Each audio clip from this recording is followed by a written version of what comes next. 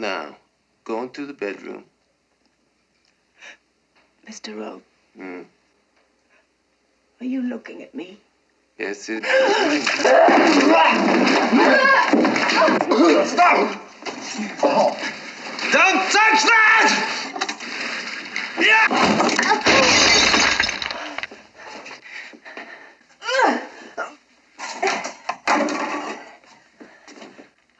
I have your knife, Mr. Roat. And I've got the matches, Mrs. Hendricks. No,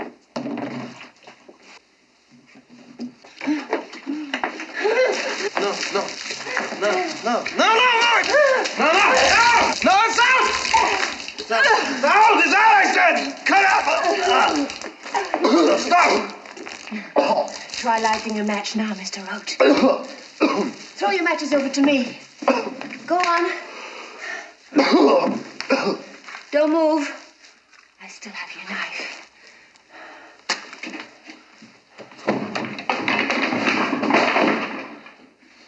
Pick up the cane.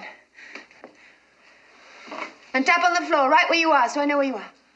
Go on, tap. Tap. Keep tapping. Keep tapping. Keep tapping. Tap. Hello and welcome to Book versus Movie. This is a podcast where we read books that have been adapted into movies, and then we try to decide which we like better, the book or the movie. I am Margot P. of coloniabook.com, and this is my good friend and co-host, Margot D. of Brooklyn Fit Chick. Hi, everyone. If you're new and you thought, wow, I didn't know this movie was based on a book, it's not, but hear us out. Here's the thing is some time ago, we decided to do a brand new episode every single week. And that means a lot of the times we have to choose things that are shorter literary sources. So we will consider movies. We've been doing this. We're going on 10 years, guys. So we will consider any movie that's based on any kind of literary source. It could be a magazine article. It could be a novella. It could be a song, or in this case, it's a play. And it also means that we are constantly looking for suggestions. Our only stipulation is, yes, it has to be a movie adaptation from a literary source. And both the literary source and the movie have to be easily accessible. The movie's got to be streaming somewhere. We got to be able to get our hands on the source material. It can't be out of print or, hard to come by for folks. And that's basically it. But if you would like to make some suggestions for future episodes, you want to meet other listeners of this podcast or interact with us, there's a few places where you can do that on the internet. We do have a basic Facebook page. Be sure to like it. All the episodes are posted there, but we're much more interactive in our Facebook group. Thaddeus is very generous with his time, and he put up 2 top posts for us. One are the episodes that we have covered, and then one's for suggestions for new episodes. But people are always leaving ideas there. We also talk about the movie and the book that we're talking about that week and stuff like that. So that's Book VS Movie Podcast Group. Ask to join. It's a private group, and we do just talk about books and movies there. We are also on Twitter, as long as that exists, and Instagram and Threads. All those places you spell out book versus and movie. And we also have an old-timey email. That's book versus movie podcast, spelled it all out, at gmail.com. And if you would like some stickers, drop your address in the email and we will send them to you. And if you really enjoy the show and would like to help keep us in books and movies, you can also support us on Patreon. Yes, that's Patreon. Look up Book VS Movie Podcasts, and we would appreciate your support. We use the money just for the books and the movies and the streaming costs and just the software and stuff like that to put the show together. I'd like to thank Jennifer for joining us. And some of the episodes we put up in the last few months, like Margot said, we're putting in our regular fee 2 years worth of shows, and then all of the holiday episodes we'll keep there for you all. But after that, we're going to put them on the Patreon wall. Steel Magnolias, Top Gun, Of Mice and Men, Harold and Maude, Little Women, Turn of the Screw, Psycho, The Silence of the Lambs. Those are just a few of the ones that we have up there on a Patreon wall. So thanks again to Jennifer for joining us. We do really appreciate it. We do, for those of you who are new, we have certain months of the year where we do kind of like a theme month. We're just coming off of Banned Books Month. So if you enjoy banned books as much as we do, go check out our recent archive and you'll find some fun titles that we did last month. And of course, October, we do spooky movies. We do ghosty, spooky, not slasher, not so much the gushing and the slashing, but spooky, ooky, creepy, mysterious, suspenseful kinds of things we adore. And today we're going to be talking about a movie that was based on a hit play, features some of our favorite people. We're talking about Wait Until Dark by Frederick Knott. This is one of the shortest bios, Margot, that I've ever done because Mr. Knott, he was actually born in China in 1916. His parents were Christian, what's the word I'm thinking of? Missionaries. Thank you, missionaries. So he lived around the world, but he did settle in New York City and started writing plays rather young. He wrote Dial-M for Murder, which is definitely on our list. We'll definitely, because we do really well with the Hitchcock movies.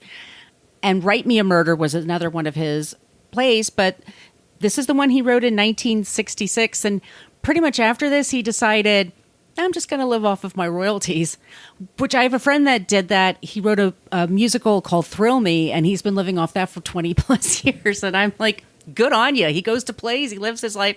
He passed away in 2002. He'd done a few TV plays. The Honey Pot was another film screenplay that he worked on, The Last Page. He did write the screenplay for Dial-M for Murder. But I think he just sort of made his money and then decided to live happily ever after with his spouse in New York City. And who could blame him? I know. I get it. I could see the appeal. Yes. Yeah. My friend goes to every play, every musical, every movie, every art exhibit. I'm very jealous. Yeah, I think I am too. Let's talk a little bit about for those of you who don't know, you've never heard of Wait Until Dark. We'll just give you it's super simple plot, really. A blind woman, housewife, lives in New York City, and she and her husband unwittingly become involved in a drugs ring. They accidentally come into possession of some heroin that these real bad men want to get their hands on, and they end up playing with their lives. And it's an example. People always bring up this movie as an example of the suspense genre. Just the fact that she's blind, you're already like, oh, it's not like, oh, we introduced that she's blind and it never comes into play again. No, it's essential to the plot. It's very essential to the plot. The Broadway production of this I found extremely intriguing. First of all, we have our director is Arthur Penn. Many of us know from directing things like Bonnie and Clyde, Little Big Man, Night Moves, Alice's Restaurant. I have to revisit Alice's Restaurant one of these days. I haven't seen it for a while. Same. But Maybe we should do a book versus movie. I know, huh? Because a song. Yeah. I think, when I watched the movie, which I hadn't seen in a very long time, I think there's a lot of his influence in the way that the story is told. I think it has a very Arthur Penn feel to it. But when I look at our two leads in the Broadway production, I'm stumbling because I'm so excited, is Lee Remick. Wow. Who so underrated. Can I just say, she is always brilliant. We talked about her when we talked about Face in the Crowd with Andy Griffith. She's phenomenal in that. I can't even imagine how great she must have been. And as our bad guy, just Robert Duvall. That's all. It's like 3 years or 4 years before he does The Godfather, and his career kind of takes off. But yeah, he was on the stage, and the girl that plays Gloria, in the movie, she's also in the play. It was very successful. My parents saw it. They said it was amazing, and the jump scares, truly, because they made the theater so dark, and back then you could smoke inside movie theaters and plays. So they would tell people, please don't smoke, because they were going to gradually lower the lights, and they didn't want to distract from what was on the stage. Yeah, because when you smoke, this is for those of you who are born after us. People used to smoke indoors all over the place. And when you smoke indoors in a dark room, the slightest shaft of light will completely illuminate the cloud of smoke. And so you cannot have total darkness in a room. If somebody even so much as cracks a door or another person lights a cigarette. They light the match Yes. is going to light the whole thing. So yeah, if you want total darkness, you cannot have smoke. And also, maybe don't smoke inside where other people are in an enclosed They space. did in movie. I remember I was little, but I remember in movie people theaters there was a smoking in the smoking movies. section. There was On the you could smoke airplane. on an airplane. They had a little ashtray right at your chair. This is anyway. I mean, Yeah. So this is, it came out in 1966. It's a story about, and like Margot said, we'll keep it pretty. I mean, it's a pretty basic story. It's about super basic. Yeah, there's this doll that contains the heroin. It's worth about $50,000, which is a lot of money in 1966. And there's one gentleman who has two basic flunkies, he hires to help him find, because when the woman named Lisa gives Sam, the husband of the blind woman, Susie, she meets him at the airport and says, "Hey, can you give this doll to my daughter?" We don't know exactly what the reasoning is. Yes, we can only deduce the beginning of the play is extremely expositional, we should say. We deduce that she was at the airport. She maybe caught on that she was being followed. She was supposed to be what's called a mule, transporting the drugs from one place to another. At some point, she decided to kind of go into business for herself. She's got this giant amount of heroin that's extremely valuable, and she decides to kind of make a run for it. But to do that, she's got to get rid of it for a little while. So she just gives it to this guy. She's very beautiful, and she gives it to this very nice man that she meets at the airport. Like, "Oh, could you just hang on to this for a little bit, and I'll connect with you, and I'll just pick it up later. I think she said something like, I don't want my daughter to be jealous if she sees me with it," or something like that. I can't remember. Or she's going to give it to a girl in the hospital. It's a weird story. It doesn't check, but the guy's like, okay. We should say, once again, she's gorgeous. Yes. So that's like her superpower. And of course, also nowadays, the airport, any airport in the world is practically riddled with signs telling you not to do not accept anything from anyone, no matter how beautiful or nice they may seem. Just don't offer to carry anything for Watch anybody your else baggage everywhere you go at all times. Yeah. So anyway, so he's done that. The doll is supposedly in this house. Now, there's some differences between the play and the movie.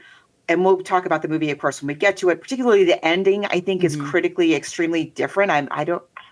I'm a little mad about it, but I am very mad. But we'll talk. Yeah, about it. Yes. But the play, unlike in the movie, the play takes place in just the apartment. We never ever leave this apartment. So we open up on the apartment. We don't know whose apartment it is, and there's one guy that walks into the apartment as if it's his. It seems like it's his place. He's like relaxing on the sofa. And then this other guy comes in, and turns out they know each other. They're both criminals. They both are freshly out of prison, I think, right? And the second guy who shows up is like, "Wow, you've done really well. This is a really great place." He's like, "Well, thanks so much." Anyway, over the course of their conversation, they figure out like, no, he's just pretending like this is his apartment. It's not really his apartment. They both have been lured there by this woman, Lisa, that Margot mentioned, this beautiful woman. We gather they're both kind of in love with her. One guy's a little schlumpy. The other guy's a little more dashing. But, Lisa says, "Hey, meet me at this apartment." And they're like, "Okay, here I come, Lisa." And so there they are. Walk and they're in. like, yeah, they just walk right in because Lisa said. So we get a lot of talk about this Lisa and, how beautiful she is and what could she possibly want. But whatever it is, we're happy to do it because it's Lisa. But then Lisa doesn't show. A third guy shows up with a carpet. Yeah, and wearing sunglasses indoors, and is kind of hipster, and walks in and it's like, "Oh, you two yutzes, you really think Lisa cares about you?" And he says, like, "Look, Lisa did something that she shouldn't have done, and we have to come here and make up for it." And we realize that Lisa went to the apartment, and it's Sam once again. Sam and Susie live at the apartment, and apparently she asked for the doll and they couldn't find the doll. They looked everywhere. And she was like, "Oh boy." So she takes off. And then Roat is his name. And he says, "Yeah, she did something naughty. And she said they couldn't find it here." So he thinks that they know that the doll contains something. bad, if not heroin, maybe money or diamonds or something. But he's suspicious that the doll just disappears. And he brings, like Margot says, a rug. He starts talking to them, and he makes them give up their brass knuckles and their knives. Like, that's like 60s fighting. They're so threatened by the knife. They do. They just like hand it. Why? I don't. He's got a not that a switchblade. Listen, people do a lot of damage with knives. Yeah. But they're two guys against one guy. He's sitting with in a a rocking knife. chair. How quickly is he going to jump out? I mean, He's I on guess the other side of the room. right. I don't know. Yeah, there's a lot that's asked of you. You have to give up a lot. Okay, of there are some rational plot things. holes. Yes, We will discuss them. yes, But that's one, I think. Right. And then he says he encourages them to light a cigarette with him. He's talking. And then he lets them know that Lisa's dead and they better help him find out. He says, because guess what? This whole time you've been here, you've left your fingerprints everywhere. This is actually the home of somebody else. And look at me. I didn't touch anything except this little ashtray I carry with me, and I bring my gloves everywhere I go. And he says, and that rug is the rug we're going to we're going to wrap up Lisa in this rug because he killed her.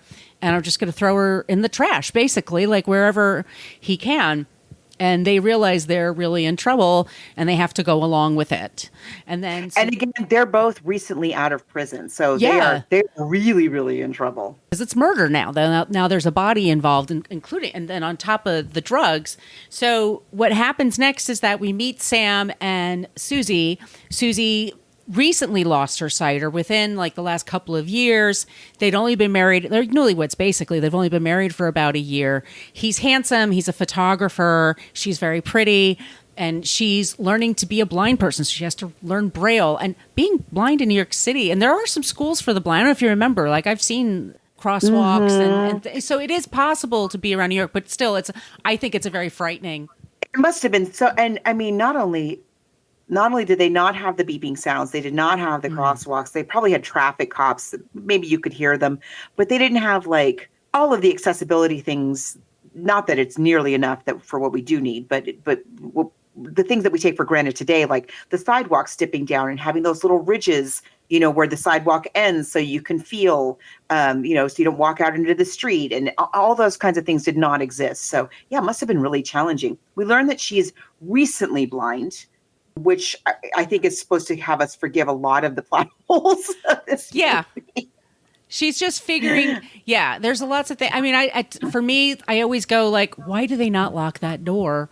You're in New York City. But then I have to remind myself, Margot, your parents never lock doors, and they're from New York City. Like, there's some people that just don't think about it. They live it's Greenwich Village. Yeah. They live in a basement apartment, and there's a little girl, Gloria, lives upstairs, and she sort of helps Susie, the wife, with errands and things around the house while her husband is at work. They don't have children themselves, but they're friends with this Gloria and her mom who live in the building. There's also something or other about like there's an empty apartment in the building, and that's where they put Lisa's body, right? There's something like that. I mean, like she does have a neighbor, but in the movie they explain like the neighbor goes away because I'm almost wondering the same thing. She's yelling for help and nobody shows up. Right. But Lisa's, okay, if I don't care if I'm a kind of person who doesn't lock their door. If a dead body was found in an empty apartment in my building, I would consider locking the door. Give Gloria a key. Give the kid a key. Yeah, she just Really? yeah. So Gloria also, she's like 11 or 12. She's like a Hitchcock little girl. She has the glasses. Oh, she really is. And she's got the stink face. Yeah. Like she's always like looking for trouble. But her dad is in and out of the picture. Her mother is in and out of the picture. You see, she's alone a lot, and so and she probably has a crush on Sam, and she takes care of Susie, but she's kind of a brat with Susie sometimes. They get into little tiffs, but anyway, she's alone. Susie's alone, and then Mike comes over, and that's one of the men that was in the apartment, and he calls himself Mike, and he says, I'm an old buddy of your husband's from, I guess, the Korean War. I don't know what it would be, but... Yeah, I think it must have been the Korean War. I was wondering that, too, because in the movie, it's also not very clear. We see a photo, which is not in the play at all, but it has to be, right? Because we're in the 60s, so that would make sense. It'd be like 10 or 15 years out. Right.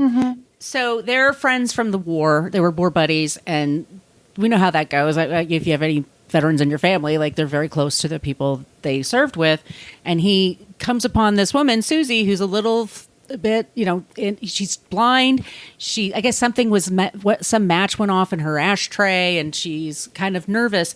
And he immediately comes to her rescue, and then he immediately sort of ingratiates himself to her and just says, "Oh, Mike and I were old buddies. Wanted to come say hi to him." Mike, by the way, Sam is in Asbury Park, which very important to know, geographically speaking. It is not close. No. I have friends that live in that area. That is a schlep. Like I went to a funeral once, and it was like I left 6 a.m. and I didn't get until like 8 or 9 at night. I lived in Jersey, and it was a schlep even from there. Yeah. Right. Yeah, it's a couple of buses, it's a couple of trains, it's a schlep. So for him, but he has some gig it's going to be lucrative, and they obviously, of course, they need the money. That's how he earns his keep. So he says to her, "Look, I'm going to be in Asbury Park, but you're going to be okay. Gloria's upstairs," and he's a little condescending with his. Oh, don't worry that a dead woman was. It's fine. Why are you so? Are you making skittish? this up? Yes. So he just goes. So she's alone, and she wants to be self-sufficient. She doesn't want to be so dependent on him, be like a child. So this Mike shows up, and he immediately starts taking an interest, and he's like, "So what happened?" And she explains that she became blind, and that Mike just came back from a trip, and it was very odd. They had this doll. They lost the doll. And he's trying to get from her, like, where is this doll really? What happened with it? Because he immediately thinks they put it in a safe or something in the apartment. And she says, "No, the lady who lived here before just left us the safe." And safes, by the way, are very, very heavy. Safes are ridiculously. Yes. I was just talking about this. I just realized it's a story I can't tell on the air. But I was just talking about this with somebody. Yeah, because I used to be an interior designer, and frequently we would have clients who were like, "Oh, we just want to put a safe in there," and we would be like, if you're going to put even a small safe, you have to have like steel reinforcement. It's going to go through the floor. Like safes. That safe in the basement is probably in the basement because it's got a concrete slab underneath it. Yeah, they are hundreds and hundreds of pounds. Like they take several burly people to move, right? Even a small safe, and this safe is not that small. And so it's just, I love that touch because it's very plausible, actually. Absolutely, Somebody tries to sell it to you, and you're like, "Nah." Because what are you going to do?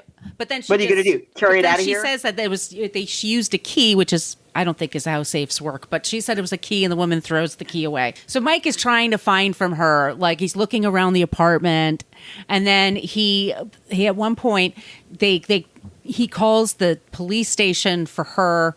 And then Sergeant Carlino answers, and then the other guy shows up as Sergeant Carlino. So the three men, the guy, the head thug guy, he's Mr. Roat. We don't know what anybody's real name is, really. Mr. Roat plays both an old man and a young man. They're taking advantage of Susie being blind, part of a ruse to help further search the house because they really think that the doll is in the house. Then you have the fellow who plays Mike. He's the more dashing of the two criminals who poses as the army buddy. And then you have the third fellow who's the kind of schlubby dumpy one. And his name is Carlino, but he's playing a police officer. And in the Broadway version, he's played by Val Bisoglio, who is better known as the dad from Saturday Night Fever. Oh my God! John Travolta's did I miss that? Oh my God!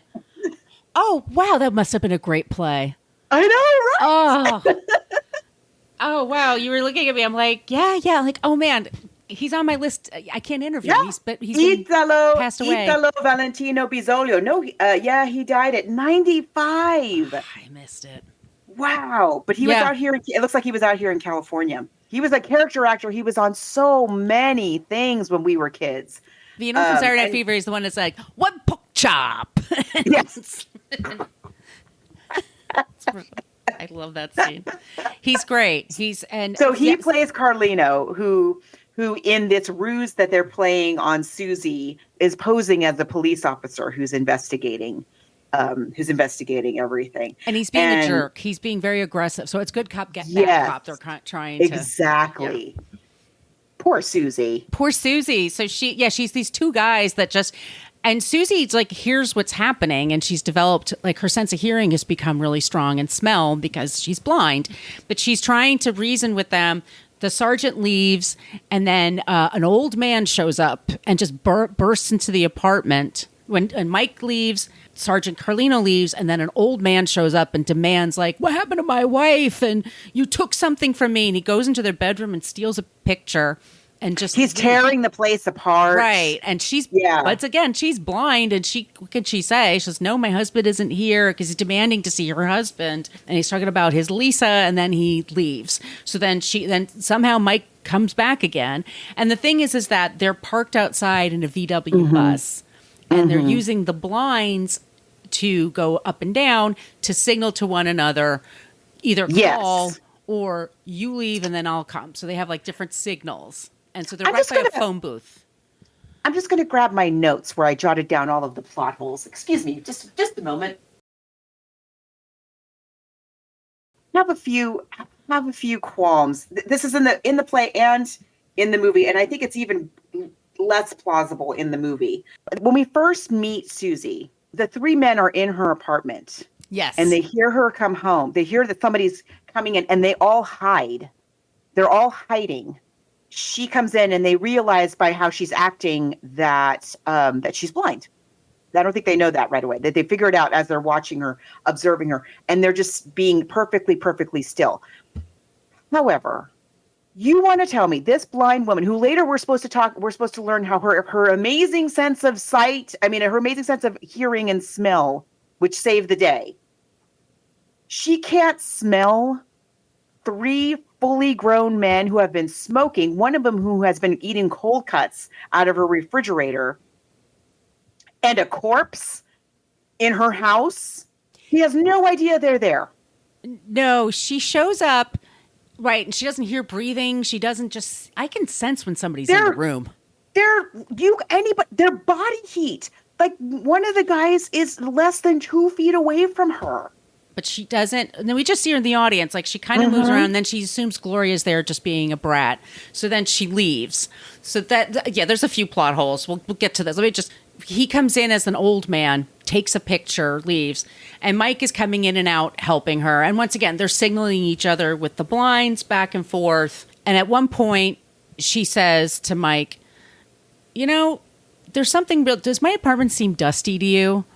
He's like, no, why? Because the sergeant was here. He was dusting all over this place because he's trying to get his fingerprints off everything. Like, so she. Yeah, when he had been in before, he had touched everything. Thinking it was Lisa's apartment.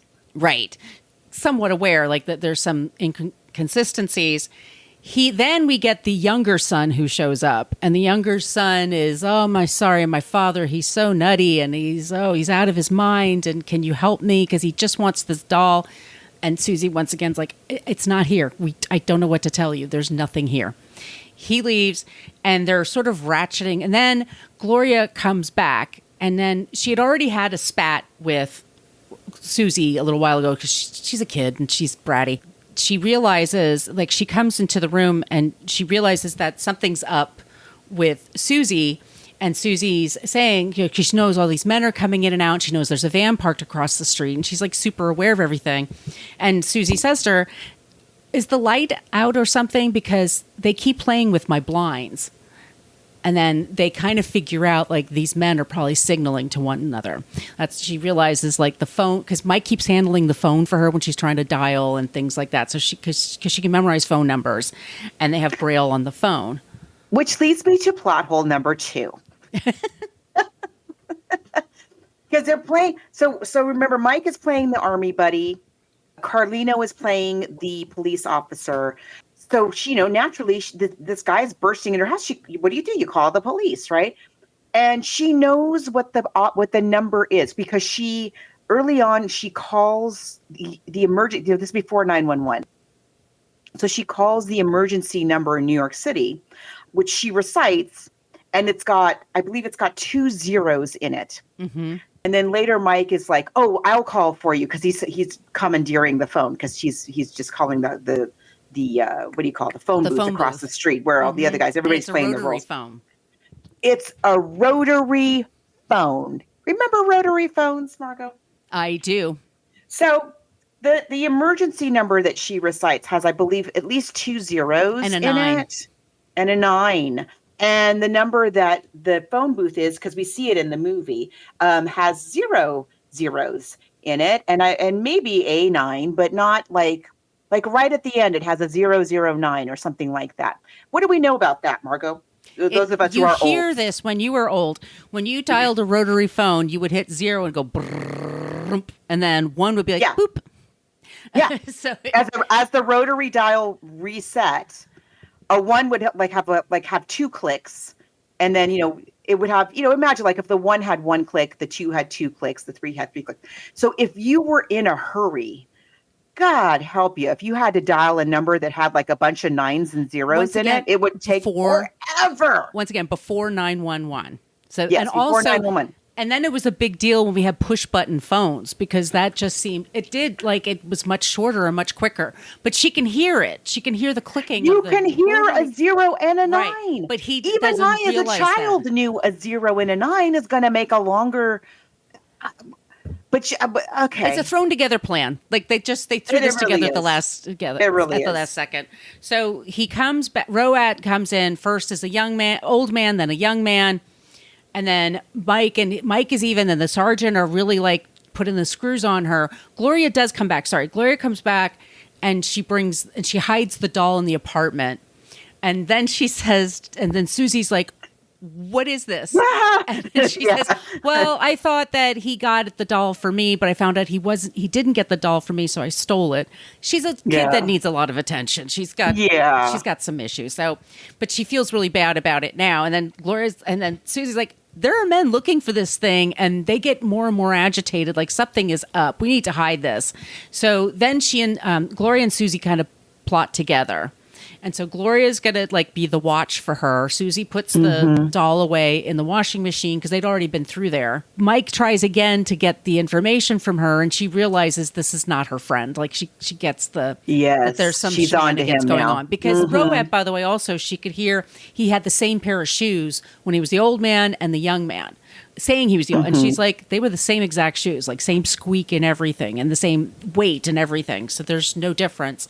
So she's super smart, and I'm sure they're relaying this to each other in the van. So Roat is like, okay, I got to ditch these losers because they're just going to be a problem for me. They make mistakes. And so he offs with, I don't know how he does it in the play with Carlino. I'm trying to remember how in the movie kills... it's different. But we'll talk about the movie in a second. Correct. Because in the movie, of course, we have other locations and stuff like that. Somehow, okay, I'm getting a little confused here, but somehow it's like Carlino and Mike decide that they're going to do away with Roat. And Roat figures it out, and he does away with them. Right. He does away with Carlino first, and then I forget how he kills Mike. Mike, I think he stabs, just like he does in the movie. But also it's established that Mike can't hurt her. He doesn't have it. Neither one has it in them to actually hurt somebody. They can't hurt a woman. Yes. It's not in their DNA. So, and he realizes this. So he stabs Mike. Mike falls down the stairs in her basement apartment, and then he walks over her, and then he's saying like, "Look, the jig is up. You know where this thing is. You get it to me now." And she sends another thing, blows my mind every time, but she says to Susy, "Do you know where the Port Authority is? Not a great place to hang out now." No. And I remember the 80s and 90s when I used to go as a kid, it was like, she sends this child into a cab to Port Authority. Oh my gosh. In 1967. Okay, so plot hole number 3. Why don't you just send her to the real police when you know your husband is all the freaking way over in Asbury Park? What are you doing? Get the real police. You know that these people are not who they say they are. Send her for the real cops. What are you doing? She sends Gloria to freaking Port Authority bus terminal. Like Margos says, even then, it must have been even more chaotic than it is now. Absolutely. This is when they fancied it up. The digitized screens telling you where everything was and everything. So she sends Gloria to go to Port Authority and wait for the buses from Asbury Park. Are you freaking kidding me? All night if you have to. A Saturday night in Port Authority, she's sending a child. And then she's going to tell Sam, and then they're going to go to the cops, and then they're going to go to the village. Because why? It makes no sense. New Yorkers are like, this makes no sense. But anyway, this is Susie's plan. She's got to have, her husband Sam's got to be a part of it. So Roat notices gasoline, throwing it around the apartment. One to scare her, one to also, I think, like destroy evidence. Yeah.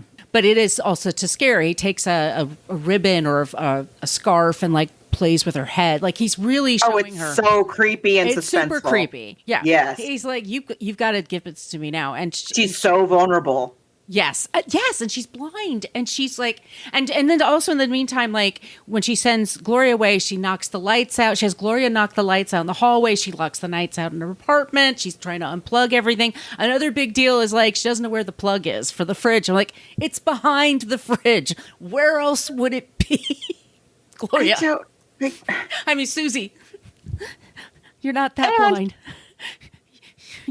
And also, like, there's this whole thing about she's supposed to defraud. I have a lot of problems with her husband. He's horrible. Yeah, dude. He's the worst. He tells her, doesn't ask her, tells her to defrost the refrigerator, which was again a thing that you used to have to do because your freezer would get all full of ice. The ice would accumulate over time, and sometimes I certainly had a freezer like this, and you could barely slide like a little Lean Cuisine. So nasty. You had to get ice picks. Yeah, chip it out. Yeah. But the way that one of the effective ways of defrosting the freezer, which is what he is telling her to do, is to take everything out, unplug the refrigerator, and just let the ice melt. Just let the ice completely melt away, and then you clean it and you put everything back. So she's loath to do this because it's a lot of work, Mr. Susie. He doesn't have to do it. I was so mad. I was like, even if Saturday night, like, is that what she's doing with her time? Seriously, like, I was like, what? Really? Yeah. So anyway, so of course she must know where the plug is because she's loath to do it. So how? All plugs and appliances are in the back. They're always in the back. They're always in the back. There's no mystery. But anyway, but that's part of the things that they're putting in there out to you. He comes over. He threatens her. She manages to throw the gasoline on him, and then is threatening with a lighter match. She's got matches. Matches. And it's again the suspenseful. It's great. She lights a single match and it goes out, and then she lights another match, and then she runs out of matches, and you're like, it's so suspenseful. Right. And in the theater at the time, they were lowering the lights gradually to like just the legal level, they said. So like you were just trapped in your chair, and this is happening on stage. At some point, so she manages to get the knife away from him and stabs him. And then she thinks she can run away, but then he leaps up and he's going to get her. Yeah, there's a scene earlier on where Gloria kind of throws a little tantrum. And this is something I didn't quite understand. In the play, so they get in this little tiff that, Susie is asking her for help and Gloria's just being a brat. There's no biggie. She's just kind of, she's being moody. Yeah. She's not like being very cooperative about helping Susie. Oh, and then she throws a tantrum and she starts throwing things in the apartment, which, she's going to trip over, but, she's just throwing things. And then they make up. At the end of they realize Gloria's like, I'm sorry, I've been, I shouldn't have been such a brat. And Susie's like, I shouldn't have been so cranky. Susie calls Gloria in the play, in the movie, she calls her a little monster. In the play, she calls her a half-pint shuttlecock. Isn't that weird? And then Gloria so they're fighting. They're having their fight back and forth, back and forth. Susie says, you stop that. Stop it, you little half-pint shuttlecock. And Gloria freezes and stares at Susie and quietly says, "What did you say?" And Susie says, "I'm sorry, Gloria, I shouldn't have said that." Is that some kind of like major profanity that I'm not aware of that, of a shuttlecock as a, was that some like super offensive word to call somebody? I didn't even look it up. I don't know. It's so weird. Yeah. And they don't use it in the movie, which makes me wonder, like maybe it's some kind of like really particularly offensive word I'm not aware of. Maybe I'm offending a lot of people right now just bringing it up. But anyway, so they make up, and it's a really nice scene that they both realize that they're relating to each other as women, which I really appreciate. And they both admit where they're in the wrong in this little tiff that they've had. Gloria helps Susie kind of pick up all of the meth that she's just made and throwing things around. And one of the things that she threw was a knife. So they're picking the things up, but they're not putting them away. They're just getting them off the floor, is what I'm saying. And the apartment, as the play goes on with the men coming in and out and old Mr. Roat and young Mr. Roat, the apartment is getting more and more disarray, And then we're now in this very climactic scene where it's just Roat and Susie, and he's pouring the gasoline and she's getting the gasoline on him, and the matches and the scarf thing. And the place is a mess. It is a shambles. But Susie, because she's blind, she's kind of she knows where the things are that she put there, And so they're in this climactic scene. And in the play, it's a little bit different than in the movie. In the play, the doll, I think, is hidden in the washing machine. They have a washing machine, like a laundry washing machine. And so she goes and she says, like, I give, all right, I'll get you the doll. She goes and gets the doll and hands it to him, and he's like, "Okay, well, now I'm going to lock you in the bedroom." And we infers that there like other things are also going to happen that are very upsetting, and we already know he's murdered a woman in there. So even the suspense has not died down that the doll is in the bad guy's hands. And as he's like telling her, he's monologuing about like what he's going to do and how, why it's necessary for her to now be punished and be locked in the bedroom. She feels right because she knows that she put the knife in a place that the knife doesn't go. She put the knife like on a tray on the table or something. And so she knows that there's a big knife there, and she kind of very craftily picks up the knife in a way that only the audience can see. And as he comes up to kind of accost her, she stabs him. And we think, oh, finally, okay, great. And he falls, and she's trying to get her way. Now the apartment, as we say, is a shambles. Pitch black. So it's pitch black. Everything is everywhere. She is stumbling all over the place, just trying to get out of there. The door is locked. The phone line has been cut. And but the guy has been stabbed, at least so the audience thinks. Right. And she's just about to like make it out of there, and the jump scare of all jump scares. He comes back. Spoiler. He grabs her by the ankle. He's got the knife that he's taken out of his own body, and he's about to just. She gets away from him. But he is crawling towards her like it. Oh, can you imagine how scary Robert Duvall must have been? Oh, and yeah, and so committed. I mean, so committed to it. We were talking. Stacy Keach does we watched an 1882 version. Stacy Keach, in his version, when he's talking about what he's going to do to her, he starts putting on makeup and earrings. It's a very odd choice. It's very interesting. Like he really had a direction in mind. Yeah.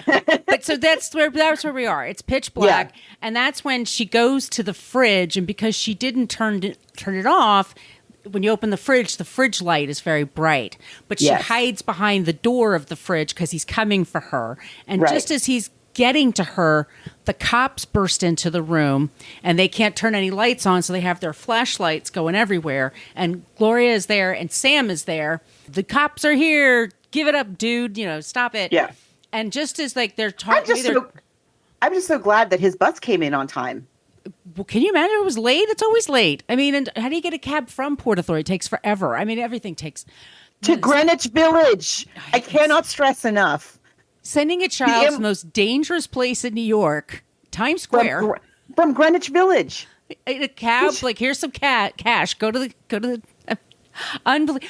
New York City kids are very tough, I have to say, too. They're very self-sufficient. But anyway. It's not a short trip, is what I'm saying. You know, even if she's perfectly capable of taking care of herself, that's not a short trip. I'm sure the police station, the Greenwich Village police station, is much, much closer than Port Authority waiting for the bus from Asbury Park and then going to the police. But anyway, it sounds like the bus got in on time because there they are. The cops and Sam and Gloria, there they are. And the way the cops are talking to her, like, are you okay? And whatever. Gloria, and I like this better.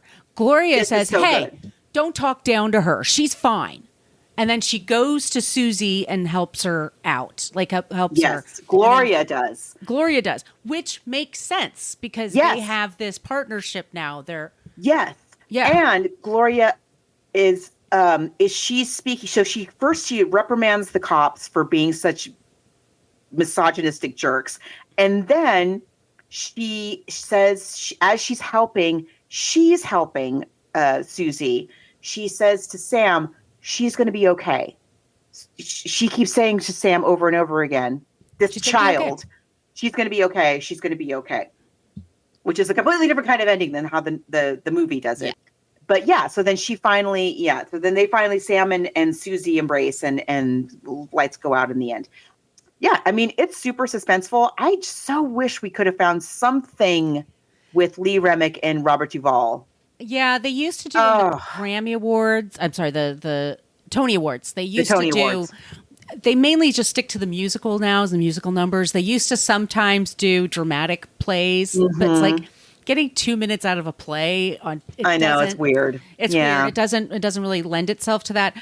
I tried looking, and we both saw a version, and I put it in the show notes. But it's 1982. There's a version with Catherine Ross, the one from Stepford Wives. Who's so beautiful and so she's so great. Gorgeous. She's super good at it. And Stacey really Keach, who's really good too. He's great. He's just, choices. He's making a choice. He's doing a thing that's like very 1982. He's just putting his own mark on it. I get it. In 1998, here in New York, there was a version with Marissa Tomei and Quentin Tarantino. And I tried to find online an EPK, an electronic press kit, which oftentimes shows give them to the news outlets so they could play scenes and say, hey, there's this new play. It started in Boston, and then it came to New York, and the reviews were horrible because Quentin Tarantino is not, I'm going to say it, is not a great actor. No, he's let's just say he's not a good stage actor. Stage acting is totally different from movie acting. Julia Roberts has been in one play her entire career. It's not easy. And I've been talking to a lot of Broadway actors recently because I'm working on a project. And what they have to do to project on stage and manage the audience and manage everything that's going on and every night have to do it, and sometimes 2 shows a day, it's a lot of work. And so it's not easy. I'm going to say that. But he was savaged by the critics, and he's apparently like, you can't find anything in LA. It's really disappeared. Yeah, and we were looking. Trust me, I was putting on my goggles and really down the dark web. Nowhere. I was like, what if I spell it differently? Right. Exactly. I was like, some news outlet would have reviewed it, and then they show something from the state. Like, there was nothing. I can't find good luck. It. So there was a version in LA a few years ago that I saw, and you can, if you go to YouTube, there's lots. This play keeps going on because it's a good one to put on. I think you only have the one location, and you can use multiple actors play multiple. And they had a version with Alison Pill, who was from The Newsroom, and I forget the person who played the other male parts, but she is the Susie, and they set it in 1945. So it's just after the war, and it's diamonds, it's not heroin. And so it makes more sense, like she doesn't actually have a phone, or she doesn't, like little things. Right. So apparently it got really great reviews. So I'm sure that, but I was like looking for that. I mean, sometimes you find commercials for local productions. Yeah. Which I always love to watch anyway. I do too. I love to watch those. They're fun. I love those things. But I wish there was something. We talk about this all the time when we talk about musicals and theater. It's just, I wish there was some record of this that we could watch. There was some broadcast of it because it must have been amazing. I mean, Robert Duvall. And then playing like the old man and this. Yes. Oh, I'm sure it was phenomenal. And she was nominated. Lee Remick was nominated, but he wasn't for a Tony Award. She was also in The Omen. She was really good in The Omen, which is a creepy. I just love her. Yeah, I just love her. That's the book. The play. By the way, the script in the play is called the book. That's what they refer to it as. True. This is true. We are. All right. So should we talk about the movie now? Let's play this trailer and go to the movie.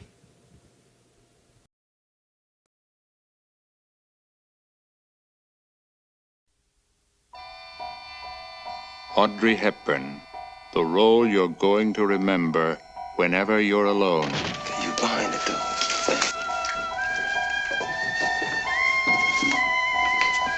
She's alone, stay there, still don't move.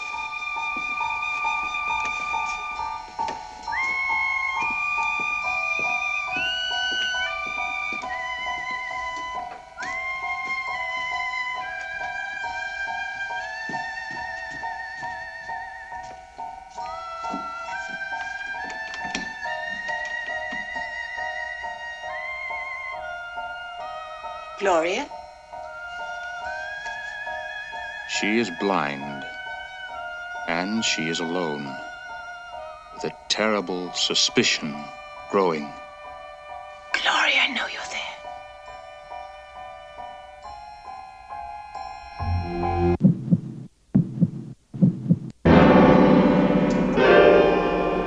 You went right down the list and told me that the doll linked Sam and Mrs. Roat. And now Mrs. Roat's dead.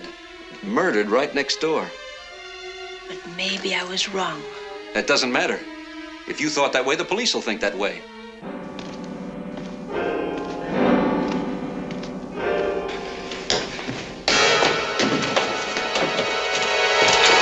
Well, see...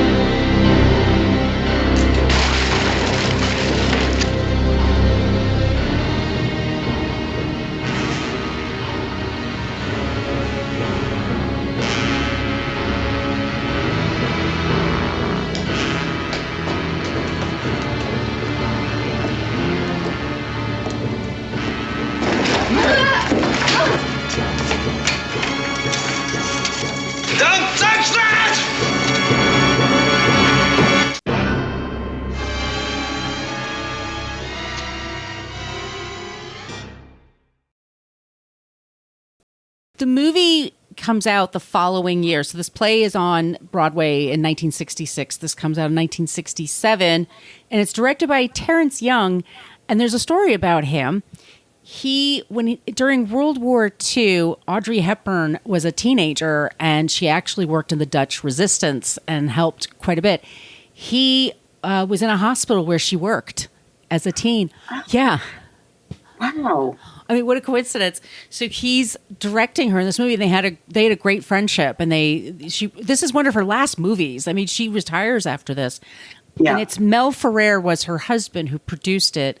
And there was this project they were hoping that they would save their marriage, but they get divorced like a year later. Mm. So it's Robert Carrington and Jane Howard Carrington's work on this screenplay. It stars Audrey Hepburn as Susie.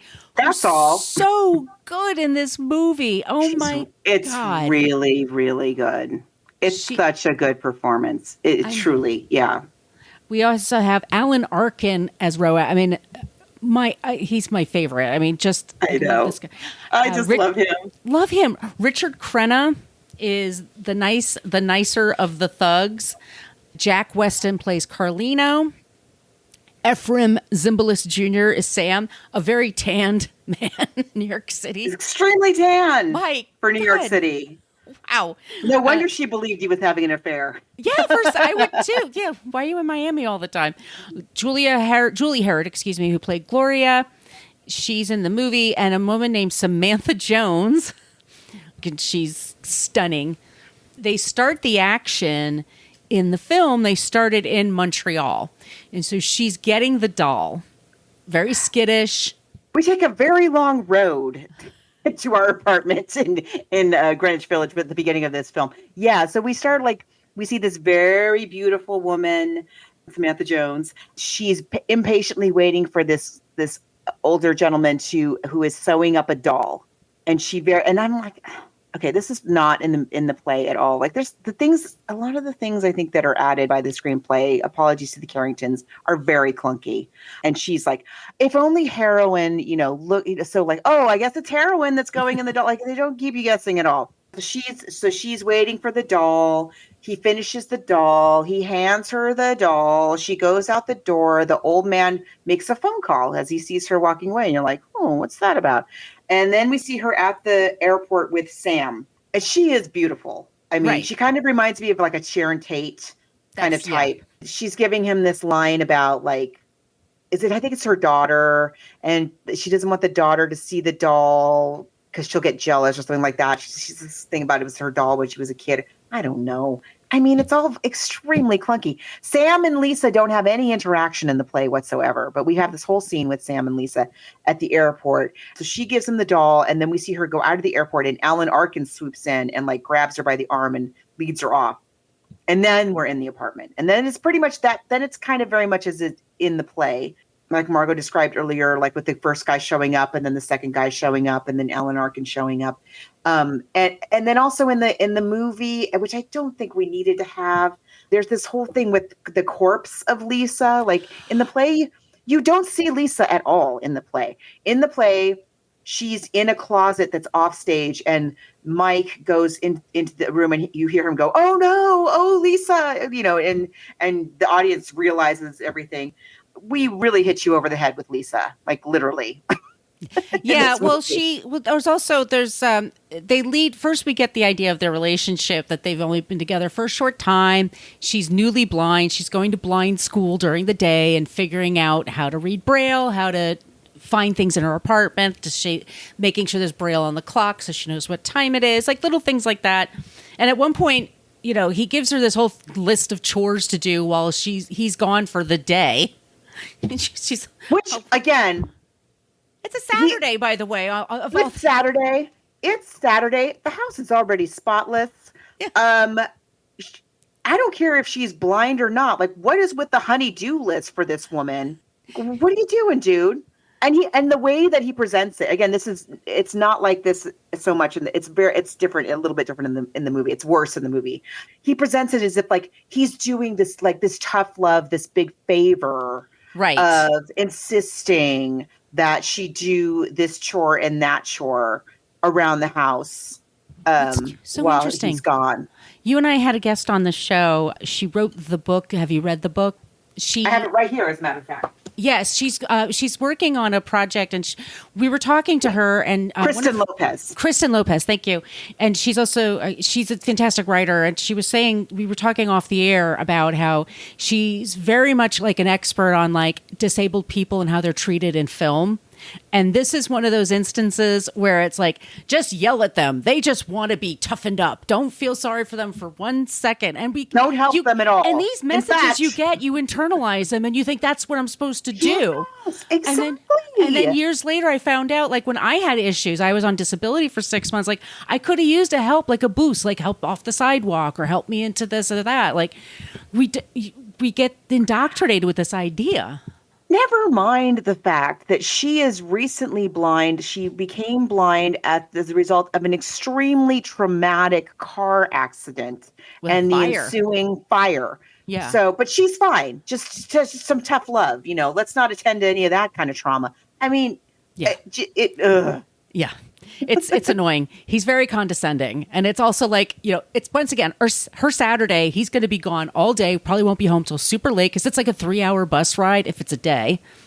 It's winter. There's, that always makes things longer. But anyway, so he's telling her, oh, this is how you defrost the fridge and all this stuff. She just wants to home and listen to the radio or something. But that's not the movie we're getting. We're getting, again, Ephraim Zimbalist Jr., once again, very tanned and handsome. I guess they love each other. I'm sure they do, but it's like, there's a part of me that's like, this is not the long road. I agree. There's not a lot of chemistry, right? First of all, he's just a jerk. And that's not his fault. That's not the actor's fault. Like, you don't get the impression that this man has ever defrosted a refrigerator in his life, and that he's insisting that she do it this extremely specific labor intensive way that he's not going to be a part of at all. But there's not a lot of chemistry. We don't get a lot of. It's not in the script, and they're doing their best, I think, with trying to like give us the impression. Oh yeah, that they she really, acts like they she's really care crazy about each about other. him. Yeah. And he says, "I love you," but it's those weird little things that I'm just like, she could do better. But she's now home, and then he takes off, and then we have Richard Crenna show up, who's so handsome, and Richard Crenna, man, very charming AF. I mean, I with his P code, and he comes in and to take care of her. When we do have the scene of we do actually see a scene where it's Roat in the apartment alone with the two of them. And once again, he pulls out the knife, and then one of them gets the camera and swings it over his head. The other one has like the tripod. Like, there are a lot of very funny moments in this movie. They're for being so suspenseful and everything. And I don't know if it's intentional. I wondered if it's intentional or not, because when it's watching that production that you and I watched with Stacy Keach, it's very menacing. Like all of that's extremely menacing, but in the movie, it is hilarious. It's like, what is this, a gladiator movie all of a sudden? Like, what is going on here? It's very silly. But all the same beats are there. Roat comes in as the old man, and he's got the gray hair and makeup. And, it took me like the 10th time I've seen this movie that I was like, why does he even bother? Like, he's really committed to playing an entirely different character to a blind woman. And there appears to be nobody else in that apartment. Like, no, but when he shows up as the old man, he runs into Gloria. Remember, Gloria's coming out of the apartment, and he yells at her. He's so gruff, and he yells at her until she gets out of there. So I think maybe it was that. I'm like, I'm willing to like that. Yeah, okay, it's fun to watch him do that. You might run into somebody in the hall and need to look like two different people who are exactly the same size and wear the same shoes. Sure, okay, I get it. So he does, and like Margot said, Lisa's now in the closet. I like Lisa in the closet myself, but I'm a creepy horror fan, so I'm totally. But Audrey Hepburn, forget that she didn't notice the guy who just ate the cold cuts, who's like 2 feet away from her. Now she doesn't notice a corpse who is like hanging from a closet door. 3.5. First of all, your door. How heavy is your door now? Right. Really? And you don't notice, like, you don't. She's like 3 inches away from this corpse, and at one point she throws a scarf on, and Lisa's hair snags on Audrey Hepburn. You notice. My daughter. I have very short hair. My daughter has very long hair. Sometimes when we're standing close together, her hair snags on me, and I'm like, ugh. You can feel that.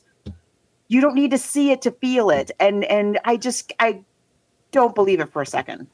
I was really 12 when I first saw this movie, and it was at a Poconos overnight thing for middle school kids. Room full of 7th graders. We were terrified. This movie, we were totally on board with it. So I'm always like, I'm okay. It probably would have made more sense just to have her in the bed, laying on the bed. Walk in and see her laying on the bed, and then she goes, because that closet, like, how big is that closet? And there's like nothing in there. Your Greenwich Village closet? Yeah. Those are just little choices, though. I think somebody just thought, oh, it'd be really cool if we had her in the body bag, hanging. I think she had a clear garment bag. And that actress, man, she must have been like, don't breathe, don't move. I know. That must have been hard. I mean, she's working. Samantha Jones was working for this. She's really putting in the hours. Absolutely. She is. So I'm okay. I'm ready. I'm willing to like let that go. But they do all the stuff about calling, and I'm like, after a while, I'm like, why doesn't she lock that damn door? She's really a sitting duck here. But the intention, if Gloria comes, she can actually speak through the door, and you would know that it's Gloria. Lock the door. And the whole thing about like, well, a woman was found dead, because they moved the corpse, next door. Well, a woman was found dead next door, and the husband's like, oh, you. What? Yes.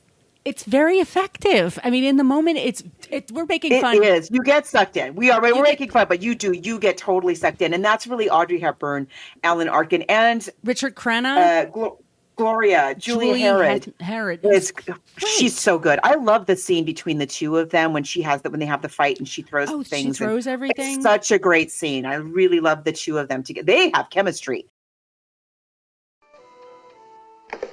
Mike? Who's Mike? Hello, Gloria. Who's that man? Friend of Sam's from the Marines. You wouldn't know him, Name. Oh, I see. Is the grocery list ready? The supermarket closes pretty soon. It's on the typewriter with the $5. Can you see it? Uh-huh. Oh, and Gloria, Hmm? maybe when you come back you give me a hand with the icebox. I've got to defrost it while Sam's away.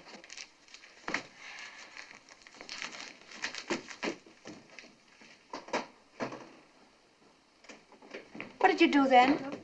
Switched it to the frost, of course. That's not how it's done. It is, too. I've done for Mother hundreds of times. Your mother's refrigerator is a modern one. This one's ancient. We've got to do it Sam's way. We've got to take everything out. Okay, do it Sam's way then. I'll go to the A&P. Did you close the door? Yes. But I didn't hear it shut. Okay, so it's open. Please shut the door. Close it yourself. You're nearer. Gloria, close the door. No! Gloria! No, I won't! Listen, you little monster, I won't put up with this one more minute. What's that? What are you doing? Stop it! Stop it! Gloria, do you hear me? Stop it! Stop it!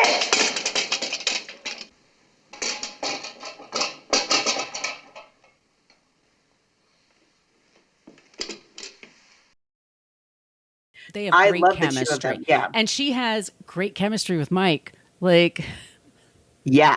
in another universe, Yep. he would have had a shot with her.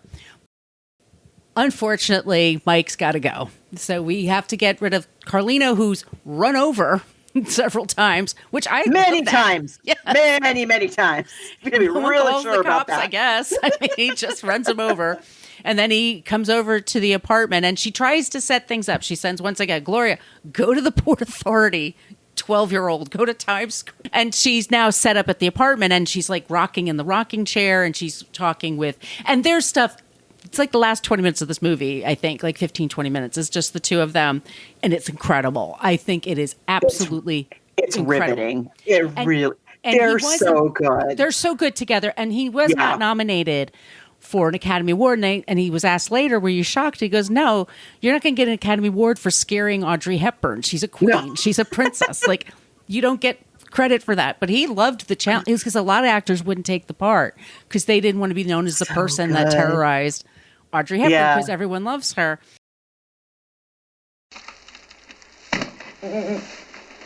Did you know they wanted to kill me? I did. I knew it even before they did. They were awful amateurs, and that's why you saw through them. I saw through you, too. No, not all the way, Susie. Even now, not all the way. The lovely thing was the way I let them set it all up. All that silliness of meeting in the parking lot, the whole thing. They had comic book minds, so we did it their way, right until the end. And then, topsy-turvy. Me topsy, and them turvy. Where's Sam? Where did you send him? Clever Susie. Where is he? He's on his way to Bellevue Hospital. There was a message waiting for him when he got to Asbury Park. One of those short, formal things. Your wife has had a slight accident, you know.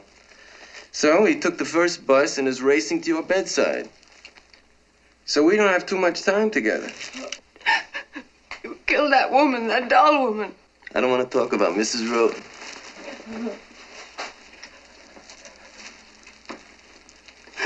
Are you gonna give me that doll, Susie? I can't. I don't believe you, Susie.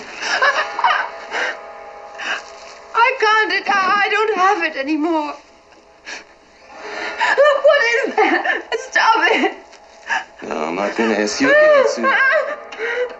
So when you want to tell me where it is, you're gonna have to tell me. I can't. It isn't here. You're lying again. Oh, what is that? It's just my hand. Well, now. Why don't we stand up?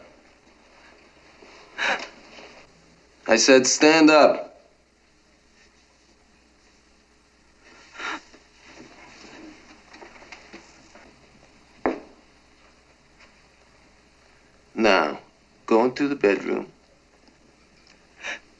Mr. Roat, Hmm.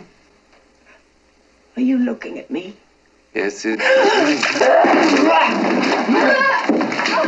Stop! Don't touch that! But he's so good. He's so scary. You know, it's the glasses and the leather jacket and the 60s haircut and the Caesar cut and all But that, also- but it works. It's also like with Alan Arkin, he's so brilliant because he is such a genius comedian. Like, I think he was a member of the original Second City. Like, he really has a comedy background. So that lends this character, which could be too heavy or too ridiculous. He's just ridiculous enough with the kooky hair and the dark glasses.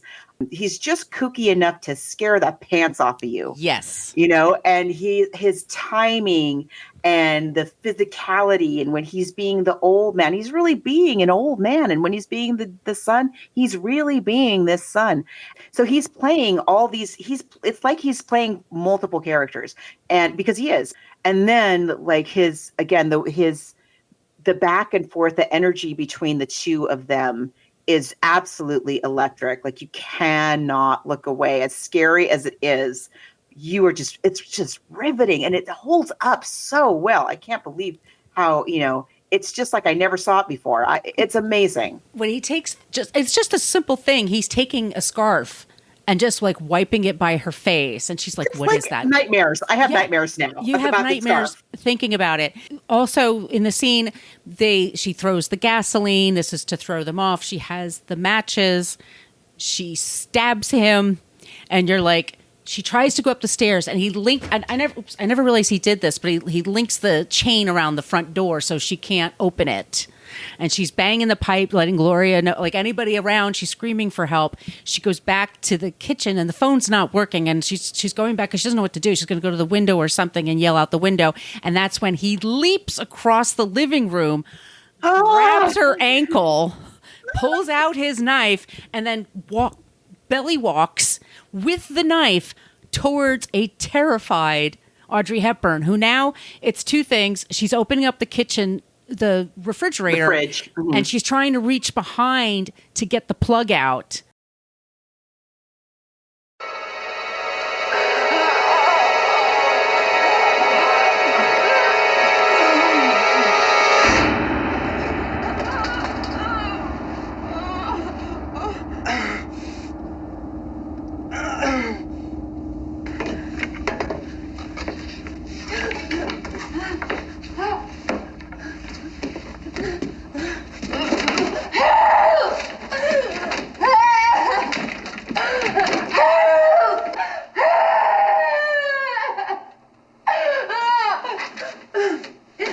Window.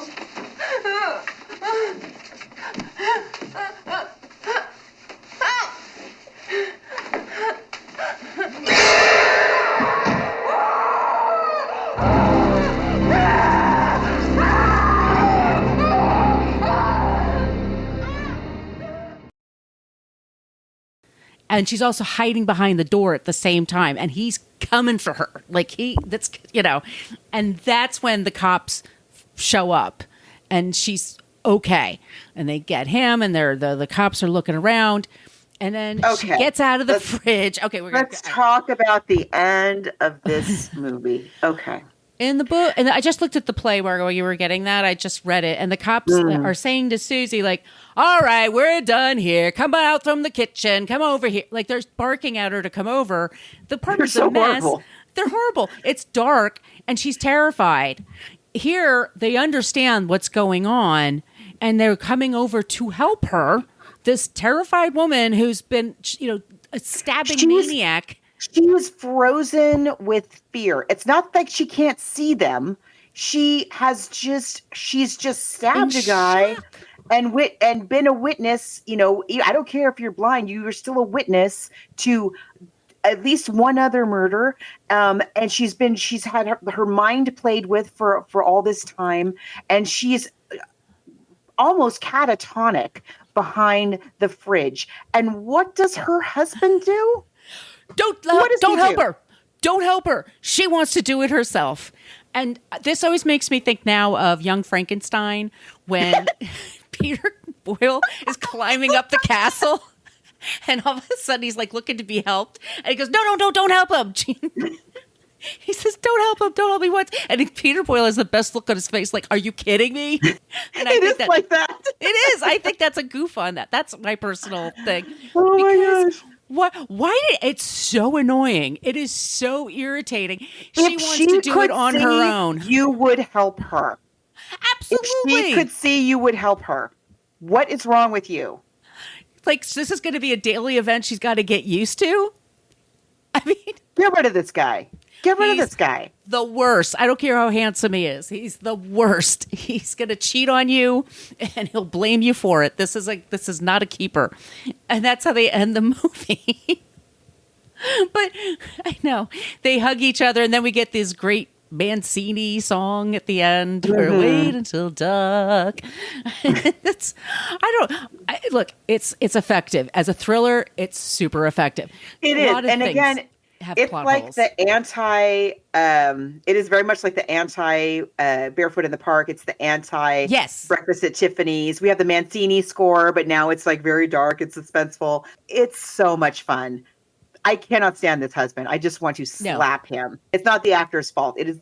I don't like the way that I don't like the script choices. I'm just going to go ahead and say it. I do not like the script choices that are made. I don't think we needed them. We did not need to go to Montreal and wait around in the apartment for freaking ever to know that was heroin in the doll. We did not need to see Lisa alive. I mean, she's beautiful, but was she somebody's girlfriend or something that we had to have a whole thing with her? I don't get it. Why did we have to have all of that? I bet you Sharon Stone was in something. Sharon Tate was in something, and they were like, "Oh, we need a hot blonde like her." Like that would. She's beautiful. She's gorgeous. She's absolutely gorgeous. That everything. And she's good. I'm not saying she's not doing a good acting job. She totally is. But it's completely unnecessary. It does zero to advance the plot. Yeah. At no point are you like, oh, because in the airport, such and such, or because in Montreal, such. No, we had no reason to go there. And I don't like I just like all of the stuff that the movie, all of the script touches, the extra dialogue that the movie added, I dislike. At the same time, I just kind of go along with it at this point. I know the beats. At the same time, by the time we get to, I love Carlino and Mike. Those three guys are phenomenal. They have great energy between the three of them. Again, it's comical when they have the thing with the tripod and the swinging the camera, but I'm enjoying it. When we get to the point where it is just Ellen Arkin and Audrey Hepburn, and I can keep forgetting your name, Gloria. I'm so sorry. Julie Harrod. When it's just those three folks that we're dealing with, I am all in. I love it. Yeah. Yeah. It's great. It's great. Book versus movie. I'm going to pick the movie still. I think I am also going to pick the movie still, and I'll tell you why. Because for all of my little gripes about it, because I do love that little slight element of comedy that Ellen Arkin is bringing us. The real spirit that Audrey Hepburn has in this character, that she's so smart and so trying, she's trying and working so fast to try to make sense of what's going on. I agree. I still would have to give it to the movie. I enjoyed the play very much, despite the plot holes in both versions. Yeah, you have to understand there's plot holes. You just have to go along. We're just going along with it. A lot of thrillers have them, by the way. Oh, absolutely, they do. But yeah, it's just so riveting when it's the two of them in that last section of the movie in the play too. It's one of the best phenomenal. Jump scares too. Oh, absolutely, it is definitely. We forgot to mention Robbie Benson. He's got a little part in there. He's a little Robbie Benson. Little baby Robbie Benson. He's in there. We did to Billy Joe a few months ago. I loved it. I think it's great. And it's a classic thriller. And it's super fun. And there's lots of versions of different plays by different regional companies all around America. You could go and check for yourselves. No, I enjoyed it very much. This was a super fun. Yeah, it's fun when we have something that is shorter like this and you have the time to go and look at some of these other productions that are out there. I love doing all that. So we both agree movie. Mm-hmm. And what are we doing next? House of Usher? Is that what it's the Vincent Price Yes. It's Fall of the House of Usher is the Edgar Allan Poe poem, excuse me. And it's about 50 pages. There's also Mike Flanagan, I believe, has a Netflix series about it coming up this month. But we're not covering that. We're going to cover the Vincent Price movie, which is called House of Usher.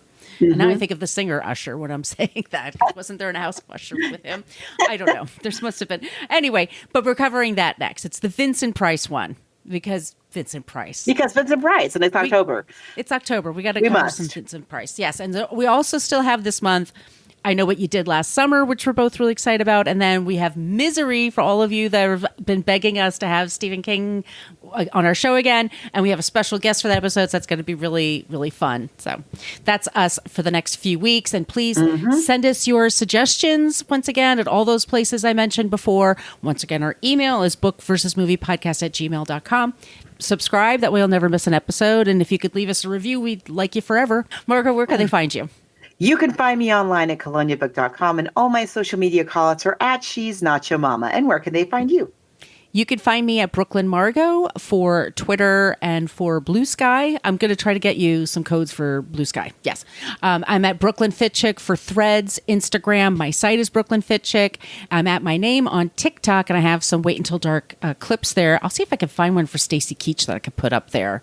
That would be pretty fun. That's my name, Margo Donahue. All right, everybody. Thank you so much for joining us for Spooky Books Month, a movies month. We'll be back soon with House of Usher. It'll be Usher or Vincent Price, one of them. Thank you so much for listening to the Book versus Movie podcast. We are a part of the Frolic Podcast Network. You can find more podcasts you will love at frolic.media/podcasts. We follow the hashtags LadyPodSquad and Podern Family. If you want to support the show, you can go to our Patreon page, go to Patreon, and look for Book versus Movie Podcast. We have a basic Facebook page, but we also have a private Facebook group. Go to Facebook and type in Book vs. Movie Podcast Group if you want to join that. You can follow us on Twitter and Instagram at Book versus Movie. Spell all those words out. If you'd like to send us an email, it's bookversusmoviepodcast, spell that all out, at gmail.com. You can follow Margo D at Brooklyn Fit Chick on social media and Margo P at She's Nacho Mama. Thanks so much again for checking out our show, and we'll be back soon with a new episode.